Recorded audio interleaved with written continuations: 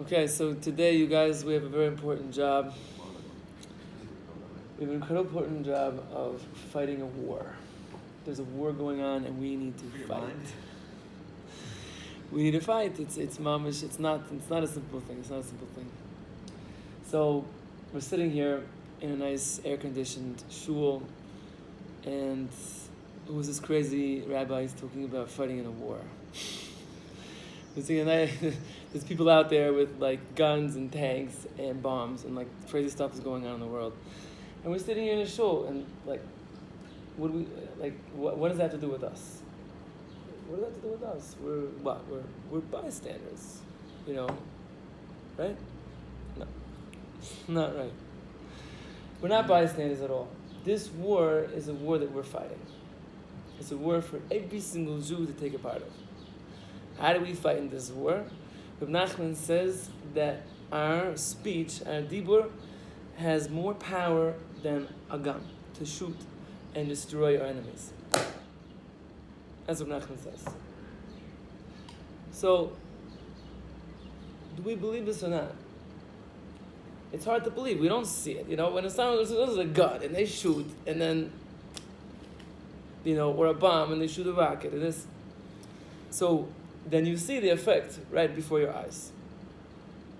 But the tzaddikim revealed to us that there's much, much going on in the world than just what we see before our eyes in this physical realm. There's spiritual realms on top, of all the physical realms. And the war that we're fighting is not a physical war. It's the physical aspect of the war is the very last thing. It's the lowest level of this war. There's a war going on. The Chazal say, the sages say, that every single nation has an angel that's in charge of what that nation's doing. And it's brought down when Yaakov went to face Esav. So he first encountered the Esav's malach, his angel, and he had a fight with his angel first. And once he defeated his angels, then he was able to go to Esav. And then everything was fine. And Esav and his 400 men with like tons of guns, and Yaakov's just by himself with a bunch of women and children and cows. and what's he doing? He's crazy. Yaakov's he's nuts. Like, what, he's going to go to Esav, and Esav's got these 400 guys with machine guns and bombs and all these things. Want some cows? And it's like, he gives him some cows to talk about. I'll take some steaks. That's not when the war over there. When the war over there was that Yaakov defeated his malach first. He defeated the spiritual source of Esav. And then Esav had no power over him. And he made peace with him. He made peace. He has give him a hug and a kiss. He hired these 400 guys to kill Yaakov and his entire family. Yaakov defeated his malach, his angel, who's really the spiritual force and power for Esav. And then, boom, everything's fine. So this is the koyach we have. We are fighting war. We are part and parcel of what's going on in the world, in the spiritual world. And we have to believe in the strength of our tefillos to have an incredible effect on what's going on. And the whole reason why it's hidden from us is because if we could see what happens when we daven and the incredible impact that our prayers have in Shemayim and to knock down all of these spiritual enemies. And then automatically that trickles down into our physical enemies being wiped out. If we could see all of that, then there's no more freedom of choice. It's like, it's game over. Like the whole reason Hashem made this world is that we'd have to make these decisions. We have to decide, am I going to daven or am I going to watch the news for 5 hours? It's not kedai. What can we do watching the news? We're not helping anything by watching the news.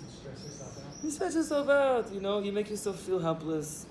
If you just worry about what's going to be with the Jewish people, what's going to be with Eretz Yisrael. So, if we want to watch the news for a few minutes, just to understand the basics, what's going on, very good, we say there. But our main avodah in this world is not to sit and watch the news. Our main job is to go out to the field or go to a room by ourselves, pour our heart out to Hashem, what's going on in the world. There's so many sorrows for Klal Yisrael. And share our suffering and all the difficulties that we have with what's going on, and then ask for Hashem's help. This is the avodah of Hitbodedut. We have incredible power to believe in the power that we have through our dibur, power of our speech to change everything that's happening in the world.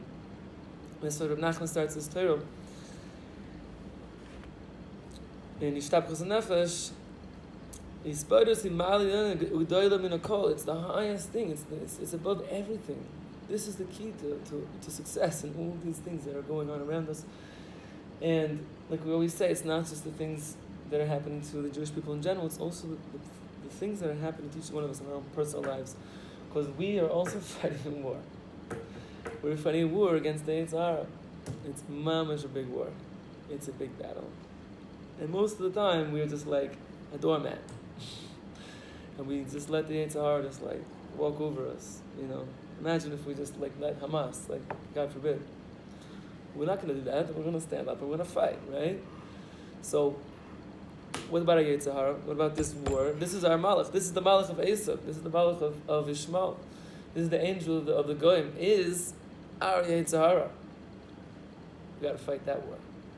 That's the war. That's very, very important.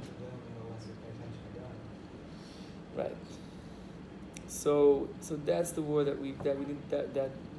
when we win that war, a spiritual war against our Yetzer Hara, everything else is going to be fine for the Jewish people. There's different types of machlekes in the world. Machlekes means like argument and contention. There's machlekes between two different nations fighting over one piece of land. Or they're fighting over some ideology, they're fighting over spiritual beliefs. There's machlekes between two different people. Or let's say, you have two different teams. You have the Denver Broncos and the New York Jets, or whatever it is. The football team. They're fighting. There's two different groups. And then there's machlokes between. There's the argument between two individual people that they disagree over a certain idea. And then the highest machlokes, the source of all machlokes, is the machlokes that's inside of us. There's machlokes between the Yetzer Tov and the Yetzer Hara. The Yetzer Tov, which is the good part of us that wants us to serve Hashem, and the Yetzer Hara that wants us to lay down and surrender and give into all of our physical desires and everything that's trying to destroy us. So the sages say that a person, every single Jew is an olam maleh, is a complete world, an entire world. Meaning that we see the entire world, there's a lot of things in the world. There's a lot of different nations, there's a lot of different people, there's a lot of different birds and animals. There's all these different things that are going on in this massive planet Earth, right? So the sages say that each one of us contains all of those things. Each one of us is a complete world in and of itself. And so this fight between us and the Goyim is happening inside of us. It's this fight between us and our Yetzer Hara. When we win that war, so that's the olam maleh, that's the complete world. We're fixing the entire world. It's not just fixing, our own struggle. It's fixing our own struggle as well. But this machlekes, this argument that's happening inside of us, that's the main thing.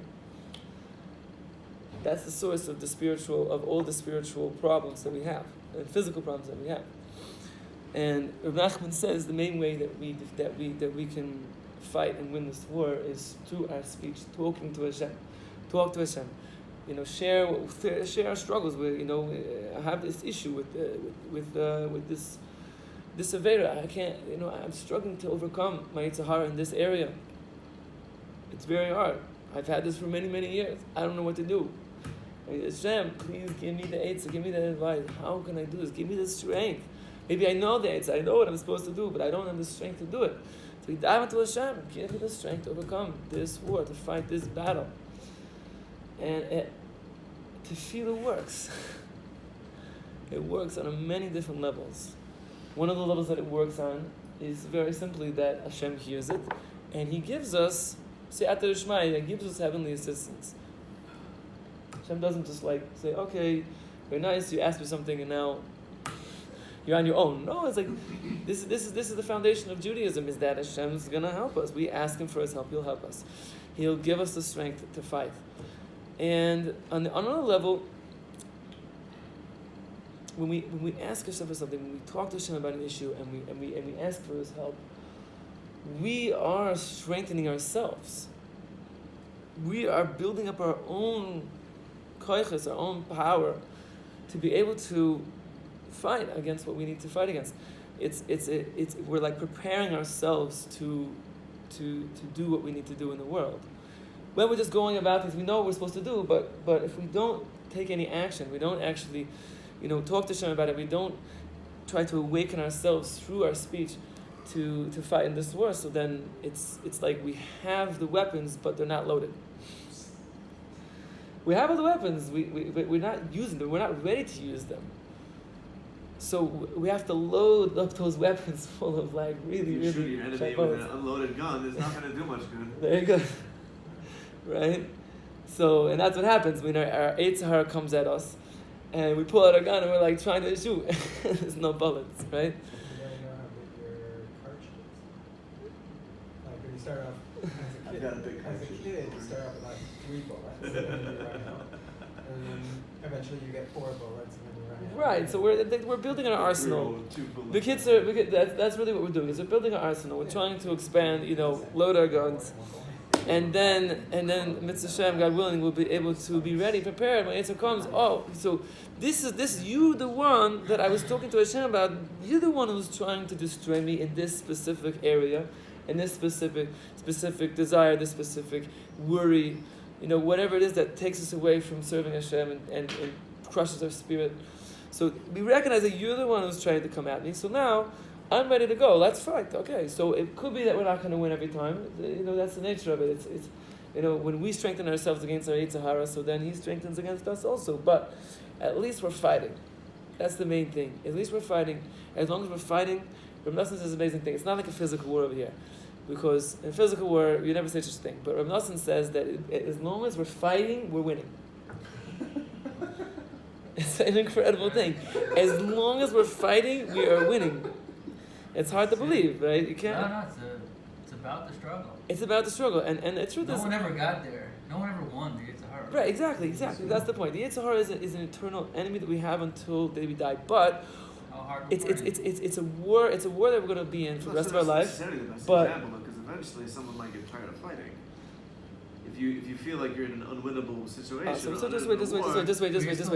Oh, so that's the thing. Just wait. Just wait. Okay, so you guys. So I'll explain everything. Be clear once you hear this explanation. So basically, the war goes on for the rest of our life. But in this war, there's many battles, and we have every time we win a battle, we're getting the upper hand and we're winning. It's a success for our side. So what happens is we win that battle, then the other side sends us another enemy. We win that battle, he sends another enemy, but we're winning those battles, meaning we're defeating him along the way. Just that he has more and more people coming at us, but each time that we defeat him, so then we are winning that battle and we're getting closer and closer to the ultimate goal. And it could be there are tzaddikim that have reached the place where they've defeated the Yetzer Hara. So that's only for a very select few people in the world. Most of us, the Yetzer Hara is going to continue sending his troops, but they're higher levels of enemies, and we're getting closer and closer to our goal every time we go. So it is a success. We are winning. The main thing, the only way we can lose really is if we give up. Is if we just say, okay, this is too hard for me. I can't, And so we just have to keep fighting. Every day we go out to a place where we can be by ourselves. A person has a car. You can sit in your car, and nobody knows what you're doing. They think you have the radio on. You think you're talking on your phone. You're talking. Yeah, it's a great thing. The cell phone. You're sitting there talking to yourself. You have headphones in, but no one can So- see that. So you're talking to Hashem. You're fighting this war. You're saying, Hashem, I haven't given up. I fell today. I fell more than once. I fell 10 times. I had a really hard time, but Yeah, but this might be a little bit off topic, so if you don't want to go there, it's fine. But is there a need to also physically go out there and fight? yeah, it is a little bit off topic. It depends, but it depends. We'll discuss it after the class, okay? So this is what we're talking about in this Torah over here. So I think we stopped. just to go over what we talked about before. So again, Hitbodedut means trying to make a half, like an hour ideally, where we're in a place where we're by ourselves, a room, or ideally even out in nature, where we can share our heart with Hashem, we can talk to Hashem about what we're going through and daven to Him for help. And again, if it's hard for us to do a full hour, so we can start with 10 to 15 minutes even, just make sure that we have some time every single day where we're having this conversation with HaKadosh Baruch Hu, and we're not, forgetting that He's with us, and everywhere we go, every mitzvah that we do, every tefillah that we say, He's listening to it. With the regular tefillahs that we say every day, it's very easy to just daven by rote, and we don't even really recognize the presence of Hashem and how close He is to us, and hearing every single word that we say. We're going to do this Hitbodedut, so then it's kind of like you can't do it by rote, because it's automatically a spontaneous thing that I'm just speaking to Hashem about what's going on in my life and my heart right now, and so it brings us to a higher awareness that Hashem is with us, and this awareness is what we're supposed to carry throughout the day, and brings us closer to Hashem in every single aspect, even when we're eating and drinking and sleeping and working, all these other things that we do in the world. So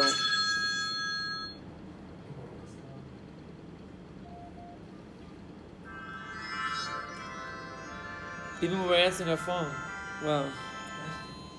Even when we're talking on the phone and we have all these distractions, and we have you have to send messages to this person that day, we forget about Hashem. No, Hashem is right there in that moment also.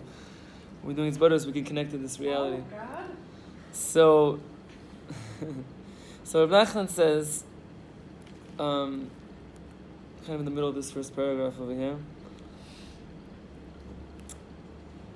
Utfila b'sicha zo yeh b'lashon shemedabim boi, dana b'medina seino b'lashon Ashkenaz. So Rabbi Nachman says that this conversation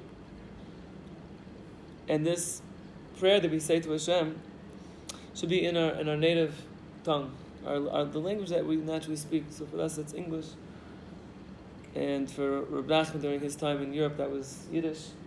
That's what he says. Lashon Ashkenaz is Yiddish.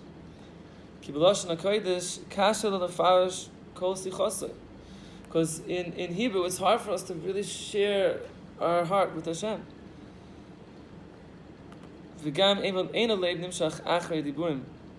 And our heart is not drawn out after our speech, after what we're saying. Because we're not used to speaking in Hebrew so much. And even those of us who live in Eretz Yisrael, we live in Yerushalayim, maybe we speak in Hebrew to a certain extent, but still our mother language that we grew up speaking, that we're completely fluent in, is English. So it's very important for us to speak to Hashem in that language. And so Rabbi Nachman says, so it's not our way to speak in Hebrew so much. But in Rabbi Nachman's talking about in Yiddish, that people are accustomed to speaking Yiddish, and for us this is English.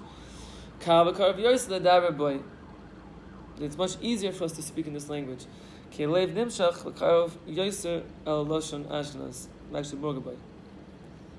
his heart is much closer to this language, because it's what he grew up speaking. And in our native tongue, we can really open up our heart and say everything that's on our mind.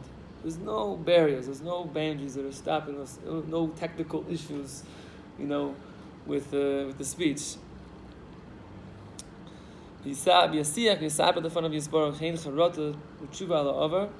So whether it's talking about our regret and remorse and for what we've done in the past,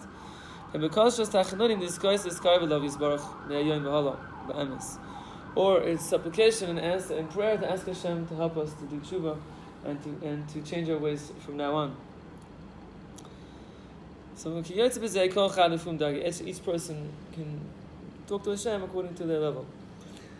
Okay, so again, everything that Nachman says, we take it on a simple level, but there's also a deeper meaning. So the simple level is like we're saying, we should do this, we should talk to Hashem in our native language.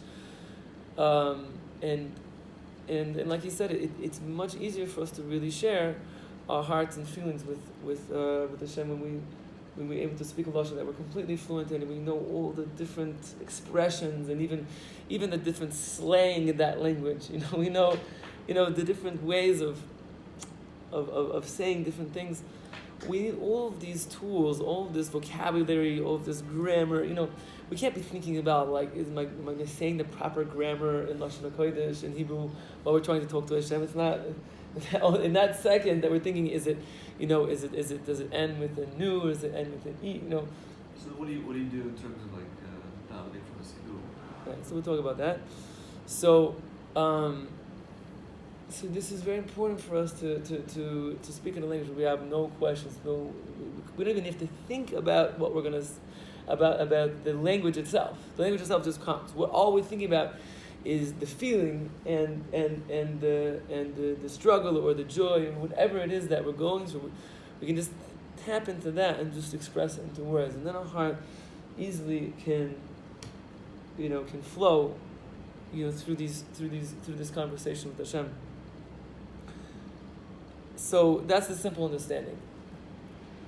Now, on a deeper level, Rabbi Nachman is really telling us something else. He's telling something much deeper, and it's very related to what Zachariah just asked. He said that when we daven in shul, we daven from a siddur, and we're supposed to ideally daven in Lashon HaKodesh. We're supposed to daven in Hebrew. That's ideally. Again, most tefillas, according to Allah, we can say in English. In fact, almost all the tefillas we can say in English. But the sages say that it's ideal to daven in Hebrew. So what's the difference? So the difference is that in Hitbodedut we're talking to Hashem as our friend. That's the bottom line. That's the basic understanding of Hitbodedut, is Hashem as our friend.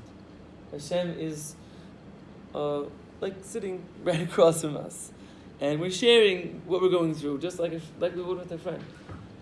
And you're not going to try to talk to a friend in a language you don't really know. It's like, you guys both speak English, and so why would you start talking to him in Hebrew when you're both going to try to... Okay, if you want to learn Hebrew, but if you really want to share your heart with your friend, you're going to talk in the language you both know. And not only that, but in such a situation, when you're talking to a friend, you're going to sit down, probably.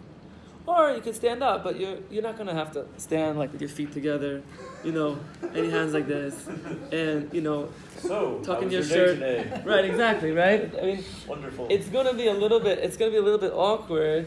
You're not going to really connect to each other on a deep level when you're with those types of parameters, those types of boundaries, So the question is, so what are we doing in shul? What are we doing? We're davening Shemon Esrei, we're davening from a siddur. So the sages say we're not talking to a friend. When we're talking to Hashem in shul, we're talking to the King. Talking to the King, Melech Malcham, the King of all kings, the Master of the universe. Talking to the Master of the universe. So then I should probably talk in my shirt, and I should probably speak the King's language, the highest form of speech, which is Hebrew. Hebrew is the holy language. It's Lashon HaKodesh. That's the highest form of expression, holiest way to speak. And not only that, but I should probably have a prepared text. I shouldn't go to the king and be like, I don't know exactly what to say today. It's not like the Torah. It's not like the Torah gave us instructions on how to organize prayers or how to write it. It was added in later. All right, so that's another issue. Zachariah, you have good questions, but hopefully we'll get to that today. Maybe later on. To try to stay focused. So basically, we're davening to Hashem in shul. We're approaching Hashem as our king. And so there's a certain etiquette, we have to stand in front of the king. We have to daven quietly. It's not appropriate for us to scream in front of the king. Whereas when we're talking to a friend, no, but when they're davening Shemon Esrei, when you're davening Shemon Esrei, that's the Pesukei Zimra and Kriya Shema. Everything that comes before is actually not really. It's preparation for the meeting with Hashem, right? We are talking to Hashem in a certain sense. We're praising Hashem. We're unifying Hashem's name. But the actual conversation we're having with Hashem, the personal conversation with Hashem, is in the Shemon Esrei. And at that point, we're all supposed to daven very quietly. And So that's where we're in shul. And it's very, very important to have both of these aspects. People make a mistake in both areas. We think, well, if I'm talking to Hashem the King, that's the main thing. Hashem's the King, He's the master of the universe. So what do I need a friend for? And obviously we need a friend, because if we can't always share everything that's in our heart in front of the King. We feel inhibited. We can't. We have to speak in His language. We have to dress a certain way. We have to be in a certain place. We're supposed to daven in shul. We're not supposed to daven in necessarily in the middle of a field, right? So we have to be in a shul with other people. We're supposed to go to Hashem together with other Jews. So there's certain inhibitions that we can't necessarily really connect and share our personal feelings, the deepest aspect of ourselves. Sometimes we need to scream to Hashem. We need to share this deep emotion that we have. We need to cry in front of Hashem. So we're embarrassed to cry in front of people. We're embarrassed to cry in shul and Shemona Esrei. We go to a forest. We go to a private room. We can cry in front of Hashem. We scream to Hashem. We can sing. We can dance. We can jump up and down and shake your hands. Can't do that in shul. Everybody's davening Shemona Esrei. Tell that to certain people. So what happens? People love to do that. So, but on the other hand, some people also take it the other way. So, okay, so I have a friend. What do I need a king for? So, this is also we have to be very careful, because it's, the king, when we address Hashem as our king, it instills in our heart this deep sense of Yirah Shamayim, this awe of Hashem. And again, even when we're talking to Hashem as our friend, we should never be disgraceful. Obviously, we never speak, foul language or anything like that, or anything, be impolite or anything like that, of course. But it's still Hashem is our friend, And what about anger? So we have to be very careful with anger also. If we're upset with Hashem about something, we have to be very careful how we express it to Him. We should feel like we can express our frustration, but it shouldn't be, come out in a way that Blaming Him, how dare you do this to me? Right, we can't blame Hashem. We can't try to. No, it's. No, that's not true. That's not true. Hashem is not responsible for everything. We have freedom of choice, and Hashem can give us difficulties in our life, and we have the choice to choose how we're going to take it, how we're going to react. And so it's okay that we get upset. We're human beings. We get upset. Hashem makes things hard for us sometimes. We get upset. We have to come to Him. We have to work things out. But again, if you're working something out with your friends, so you're not just going to put him down and insult him and be really mean to him and angry. We say Hashem, this is really hard for me. I'm very upset about this. I really need your help to deal with this.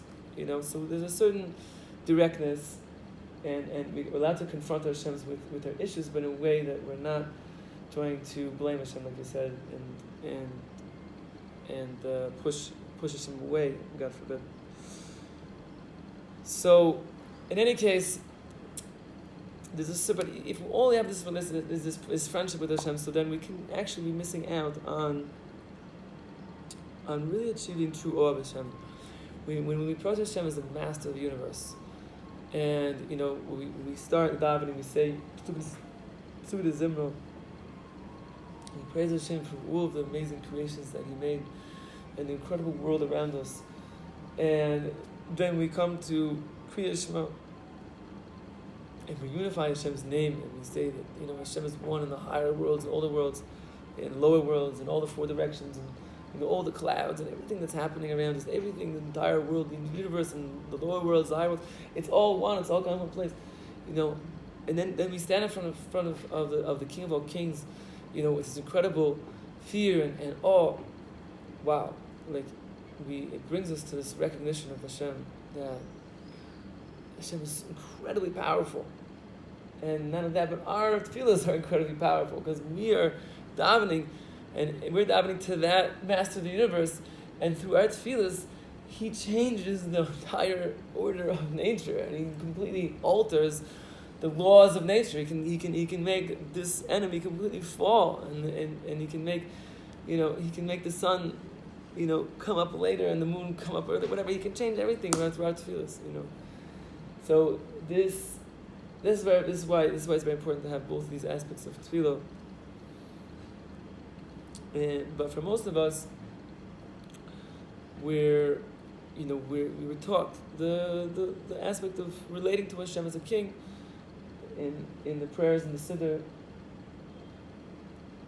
in shul. So Rabbi Nachman is trying to strengthen us in this other aspect of prayer, which is very important. Which, again, in a certain sense, it's called speaking to Hashem in our language, but in a deeper sense, it's relating to Hashem in our own language, in our own, as who we are. You know, we can talk to Hashem with our pajamas on. With our pajamas. Pajamas. I don't know, I'm from Michigan, I don't know how you guys say it. You can talk to Hashem with your pajamas on, you know, you can talk to Hashem, you know, you're at nighttime, Rabbi Nachman says you put a sheet over your head and just like lay there and just talk to Hashem. There's nobody else there underneath your sheet. Put a talus over your head and just talk to Hashem. This is this close personal relationship that we're trying to achieve through Hisbodedut. And Rabbi Nachman says at the very end of this, of what we read, he says that he describes two aspects of Hisbodedut. One is feeling remorse and regret for things we've done in the past. And the second one is asking Hashem for help in the future. We find both of these aspects also in our prescribed prayers. We have a section where we do vidui, we do a confession, and we share our regret for with Hashem for things we've done in the past. And then we also have the Shemona Esrei for the most part is asking Hashem for help in different areas of our life. What about thanking Hashem? Right. So thanking Hashem so he doesn't mention it over here explicitly, but he hints to it in another way, that really there's an introduction to this Torah that we didn't say, that we didn't learn. And the introduction, it's the previous Torah, and look around, the one that comes right before this is the Torah that has perhaps the most famous line in Breslov, which is mitzvah gedola liyos v'simcha tamid. It's a great mitzvah to be happy all the time. Okay? And at the very, and Rabbi Nachman talks a lot about simcha. He talks a lot about the joy of being a Jew and how we're supposed to, it's the biggest mitzvah in the world to bring ourselves to simcha. And at the very end of this long Torah about being truly happy, he says, so he says, for 23 hours a day we're supposed to be happy, and for 1 hour a day we're supposed to do Hisbodedut and share with Hashem our struggles and our regret for the past and our hopes for the future. And so this is the context that we're coming to Hisbodedut in, is 23 hours a day simcha, and then 1 hour a day where we're doing some introspection. That's the right word? Introspection. So basically, this is so. In other words, the introduction to Hisbodedut is simcha. The prerequisite for Hisbodedut is to come to Hashem and be able to express ourselves. Nachman says a person falls into depression, he can't even talk to Hashem. He can't open his mouth in prayer. He's so lost and he's so down, and so hopeless. How could he ever daven to Hashem? There's no hope in life. If there's no hope, then what am I davening for? So before we even ever able to daven, the first prerequisite for that is that we have to have hope. We have to be happy. We have to see that Hashem is with us. And so how do we do that? By thanking Hashem. We say, thank you Hashem for this blessing and that blessing. And again, it's things, praising it. In Pesukei Zimra, we praise Hashem for all of his creations that he made in the world. And particularly in the Mizmor, in the chapter about, somebody bring a siddur really quickly? Well, it doesn't matter. In particular, the chapter that we say in Pesukei Zimra,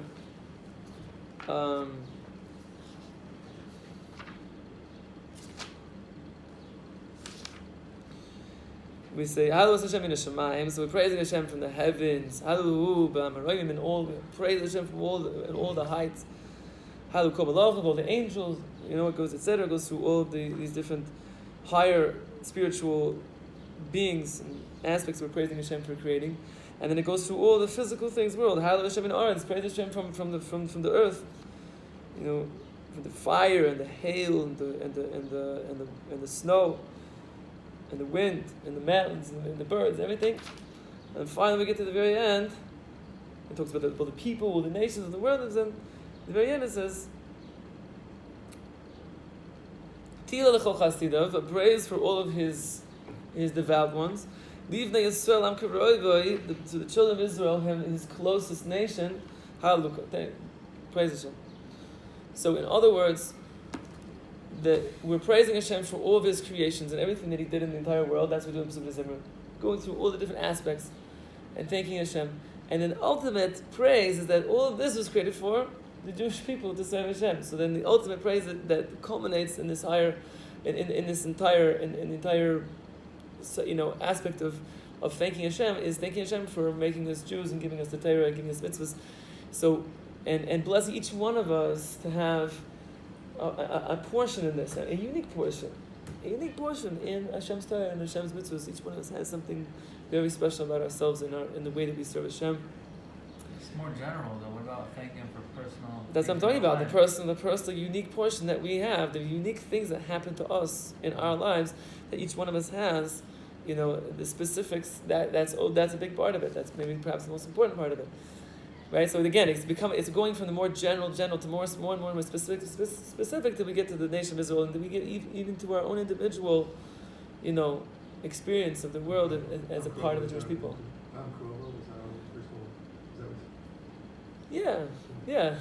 I mean, I'm throwing that in there more, but yeah, Am Karovo, meaning that we each one of us has a special kirva, a special closeness to Hashem that no one else has, and it's a unique thing that Hashem blesses us with.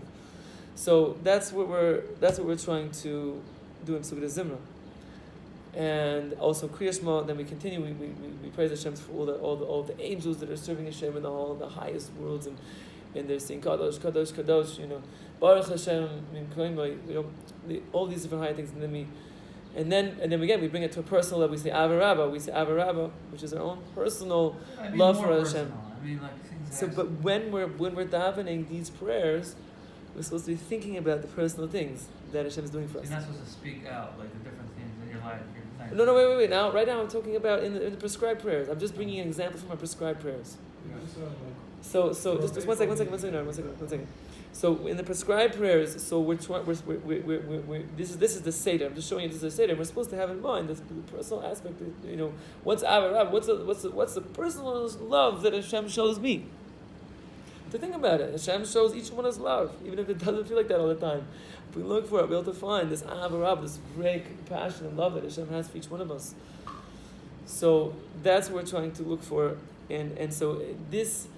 And then eventually, after all of that, so then we go to Shemona Esrei and we start asking Hashem for things that we need.